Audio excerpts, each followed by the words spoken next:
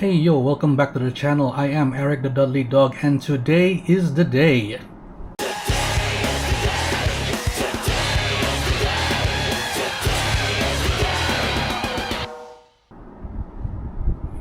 That's right, today is the day we finally take the first step in clearing out all that big mess in my collection room. So I'm gonna do a marathon review of opening up all these boxes and taking a quick look at the figures. One quick thing before we get started.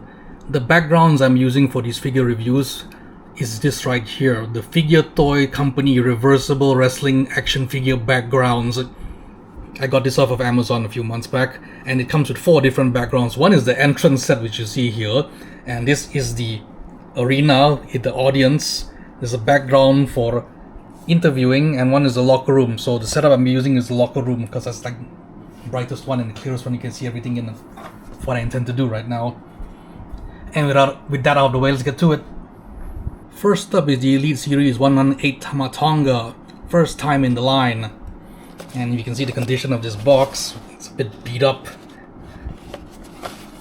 because the shipper didn't pack it properly.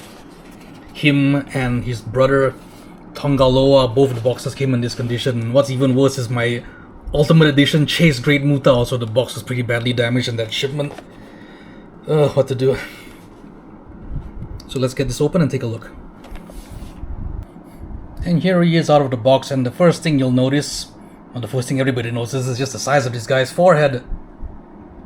It's not really a 4-head, some people call it a 5-head or a 6-head. Frankenstein head, whatever you want to call it. Might not be accurate to the actual wrestler, but hey, close enough I guess.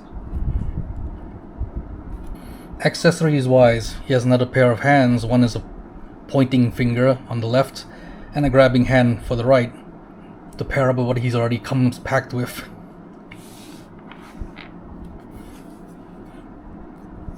And for the figure itself, he comes with his vest. Very Seth Rollins-esque, if you ask me. Now the thing is, for these guys, I'm not the biggest fan in the world of these guys. Both Tamatonga and Tongaloa. That's their names, I can get it right. I don't think any future edition will be, for me anyway, will be necessary, even if they fix the size of his forehead. So having these guys to complete the collection as it is now is good enough already for me.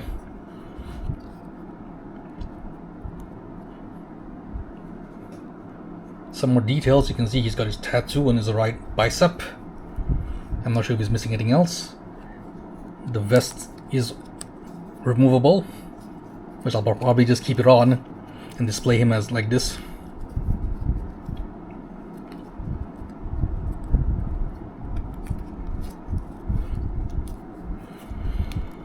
What you gonna do when Tongaloa runs wild and you... Oh, wait a minute, this is Tamatonga.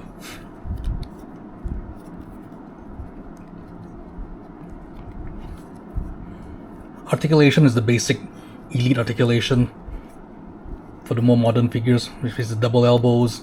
He's got the head on a ball peg. He's got an ab crunch, standard leg articulation. And how about that, the leg actually stays up.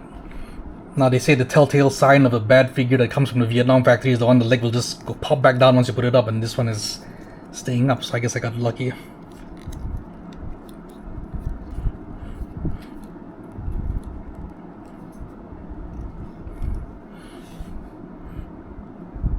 So anyway, that's one Samoan down. On to the next. Next up is Tama's brother, Tongaloa. The guy with the crazy eyes.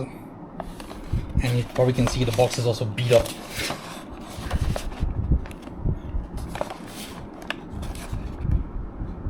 So time to get him out of the box. And here he is out of the box, giving you that crazy eye. That's nightmare fuel. Nightmare fuel right there.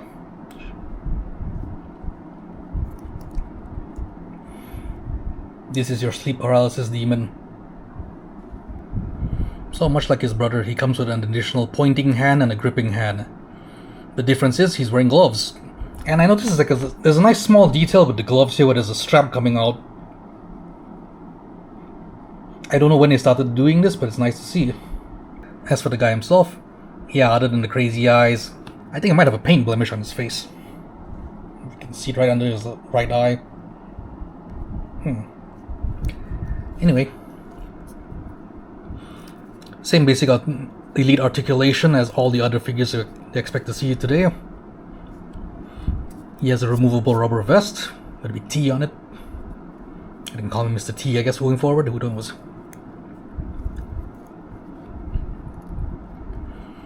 I think his skin tone's a bit different. Yeah, he's a bit darker, I think, compared to Tama. And I think his body is also a bit thicker.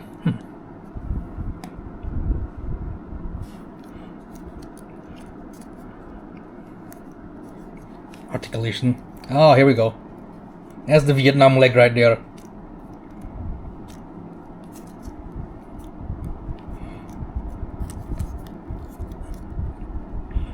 Yeah, articulation is still common, except the left leg doesn't stay up. That's the Vietnam factory special right there. Yeah, as far as these two guys go in the new Bloodline, I guess this is like the definitive edition of them that you're gonna get. I don't know what improvements they can make for future editions of the figure other than fixing some details or maybe giving them different facial reactions, but as far as I'm concerned, this is it. This is all I need. Unless they can give me a very good reason to double down and get a new version. This will be it for my collection. On to the next one. Next up is the leader of the new Bloodline himself, Mr. Solo Sikoa, in a suit. And here is Solo out of the box, with his Ulafala on. I just noticed his gloved hands are the same ones that Tangaloa is using. Nice.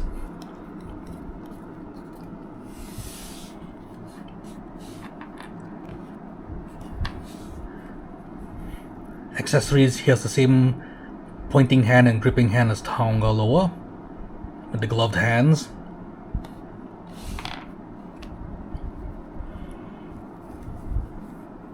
And he comes with the soft goods red jacket.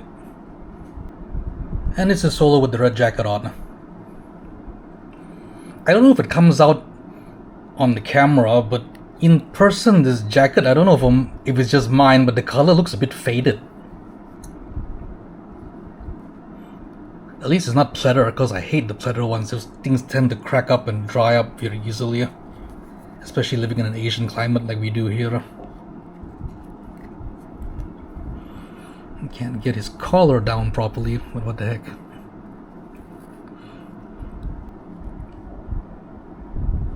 His facial scan is also pretty good. Looks good, just like his actual character. I have the Ultimate Edition of his, and I'll probably display these two together side by side. Quick look at his articulation. Everything moves as it should. Nothing too tight, nothing too loose. But legs, proper legs. Not the Vietnam legs, not the legs that fold back down when you try to get them up. Got the splits and everything.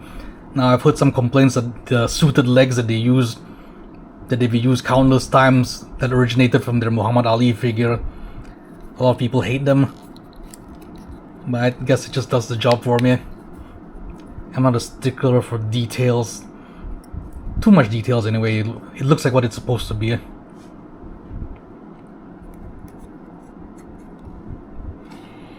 And I just noticed I got a bit of a paint scuff on his chest over here. Ugh, nothing I can do about that. Next up, continuing this look I guess at the new Bloodline, is the Elite Series 118 Jacob Fatu, his first Elite in the line. And here is the Samoan werewolf out of the packaging. I guess the first thing I could say about this guy is I think his body should be bigger, considering that's what he's like in real life. Not so toned down, maybe. He should have bigger arms, I guess, a bigger chest. Faces got it right, at least. Previously I said I was not planning on getting this Elite version because I know with the rise of his popularity that they would come out with an Ultimate Edition of him, and when they did announce it, it is a one that came with a wrestling ring, and I did not need a ring, especially the Elite ring. Those things are expensive, and they know putting Jacob with it is the only way they're gonna shift those units. Accessory wise, Like his new bloodline brethren, he has a pointing hand and a gripping hand to go with what he comes with. And he also has the two, I guess, open palm hands where he can do the I love you solo prayer. He can give you a straight up slap or a chop with his hands too. You can see he's got the finger tape on it. Nice detail. And the figure itself, he has a nice soft goods shirt with a wolf logo, his wolf logo on it. Removable with Velcro on the back. I'll probably leave it as is. Articulation wise, check the legs. Hey, it stays up. Not too tight, not too loose. Everything as it should be.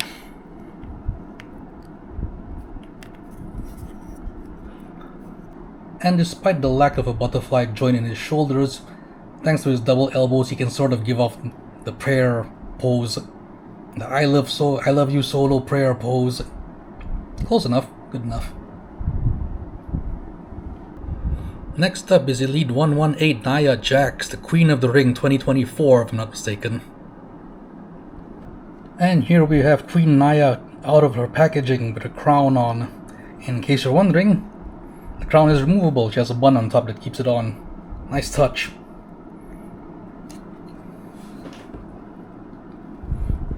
Accessories, she has an extra head with a big perm that she's known for.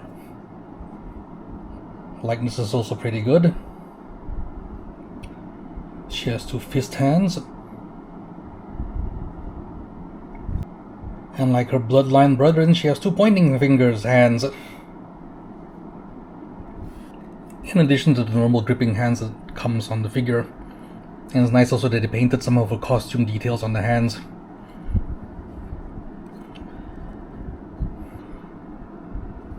For the figure itself, I'm not sure if this is a new mold used for the body, because the details are sculpted on and not painted on, and that's always nice. Got a bit of paint blemish here though. Articulation wise, it moves as it should. On the arms, no butterfly joints, but you work with it. And the legs. Vietnam legs. On both sides. Oh well. She's not the most mobile character anyway. Some nice back detail though. See the zippers? The zipper is a bit sculpted on, but the rest of it's painted. Where the zipper should be, it's sculpted, but the line is painted. Nicely done. I have the first Nia Jax, which was Series 72. That was the first in the line. I have the Chase edition that comes with the Slammy Award, and I have the Elite. Which one was that? Elite 65, the WrestleMania edition. I missed the Elite 89, which is the one that came with the women's tag belt.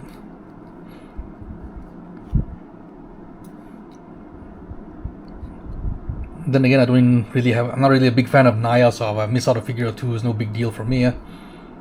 Right now, I think this is like the definitive edition of the character, so this is like the best one for the collection right now. Finally done with the bloodline, let's take a look at the 2022 Royal Rumble Elite Series Dakota Kai. And she comes from the Jimmy Hart Build-A-Figure wave. Now in that wave you also had Earthquake, Big E, and Yokozuna. And this is one of those impulse buys I did to try and finish the Build-A-Figure. And here she is out of the packaging. Now I believe this look is from one of the NXT War Games where she stabbed her team in the back. But they still went on to win anyway. She comes with the knee brace. Let's bend with the leg. I guess it does. Face sculpt, yeah, with the big hair going to one side. There's a nice nose piercing you can see, hopefully. Usual double elbow articulation.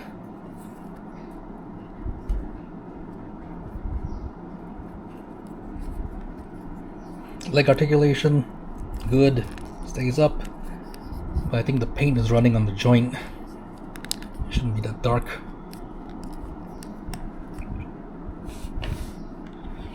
Accessories, she has two gripping hands, but no right fist. And she comes with the legs for Jimmy Hart. No ab crunch, but there is a ball joint on the chest, and she can swivel at the hips. Even though it breaks up, it cuts the detail on her tights.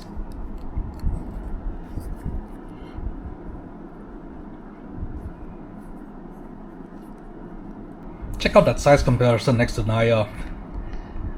Is Nia really that much bigger than her? I'm not too sure, so. Next up, also from the 2022 Elite Royal Rumble wave, is Earthquake. Which I believe at the time for this gear he was wearing, he should have been called Canadian Earthquake before they just cut it down to Earthquake. And here is Earthquake out of the packaging, and he's a big boy as it should be. You can see he's got his trademark tiger tattoo on his shoulder. Sorry, his left bicep. Fun fact, despite looking like he was in his late 40s at the time, Earthquake I believe was only in his late 20s when he first debuted in the WWF. And Jimmy Hart called him out to sneak attack Ultimate Warrior.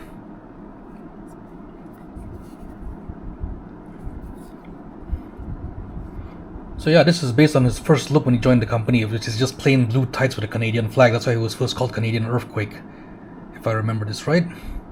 See, just plain blue boots with a Canadian flag on it also. Articulation.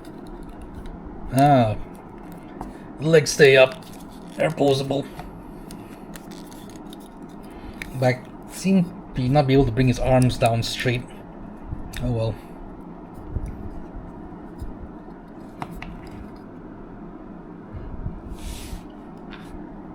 Accessories: in addition to the two fist hands he comes with, he also has two gripping hands.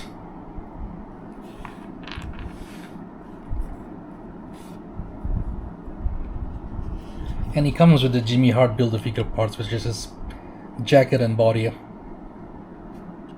Earthquake splash! Ring the bell. Size comparison, you can see Earthquake's a big boy, as he should be. I believe his build height was 6'8". So Nia should really be smaller compared to Earthquake here.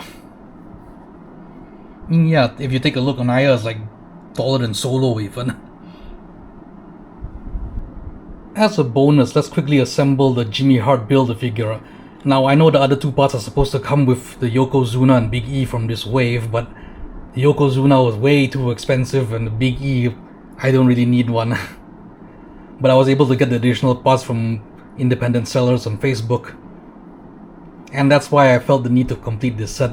I originally wanted Dakota Kai, but then when I first found Earthquake on Amazon, I said, hey, and then I saw the sold single parts available, I said, hey, let's finish the figure and get it done with. So here we go. And here we have the figure all assembled. He's wearing the plain pink jacket without any of the fancy designs he normally has. Because believe it or not, once upon a time he actually did wear just plain jackets like this. Like the pink jacket like this normally is what he would wear when he was managing the Hart Foundation.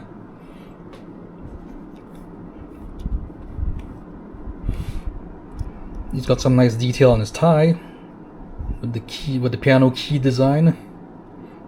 Accessories, he has his sunglasses that come off, but I'd rather keep them on. And of course, he has his iconic bullhorn, but looks smaller than the one he actually used on TV.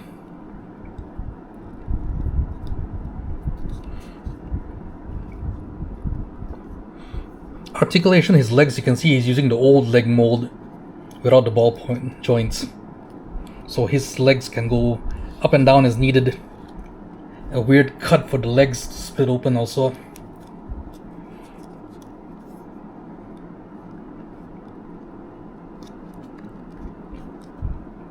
Overall, yeah, this is the Jimmy Hart I remember from my childhood. The annoying guy with the megaphone. I remember also there was one pay-per-view where somebody in the audience was also heckling the wrestlers with a megaphone, and I believe security came and told him to shut up. Because halfway through he stopped talking in the megaphone. And there's Jimmy next to Earthquake. Now, unfortunately, Jimmy should be a lot smaller than this compared to the big man. So this is it for today's video. Thanks for watching. Please leave a like and subscribe if you haven't already. Put a dislike if you disliked it and think my reviews need some work. Leave any comments below on how you think I can improve it. Leave some comments if there's any figures you want to see me review. I know from the thumbnail there are probably some missing out, yeah, but there are a lot of figures I have to go through, and this series is going to take me a while to get through all of them. So the best thing you can do is subscribe and put on those notifications and come back for more. Thanks for watching. See ya. I am my own worst enemy. I'm not the smartest motherfucker in shit. I don't pretend to be